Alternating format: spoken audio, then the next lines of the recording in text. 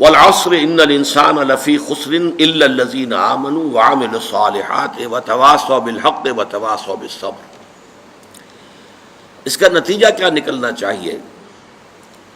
کہ ہمارے دلوں میں یہ بات کھب جائے، جاگزیں ہو جائے، راسخ ہو جائے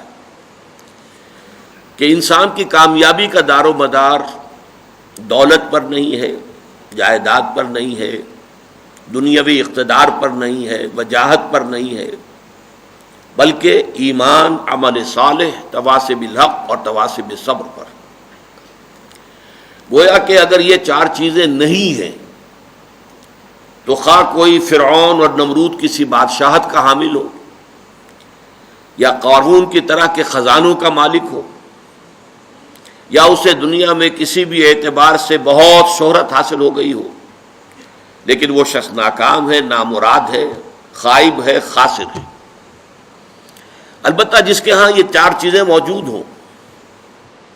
وہ خواہ مفلس ہو، قلاش ہو، کسی جھونپڑی میں رہتا ہو، چٹائی پر سوتا ہو، اسے کھانے کے لیے بھی مناسب غذا میسر نہ ہو، گمنام ہو، کوئی اسے جانتا نہ ہو،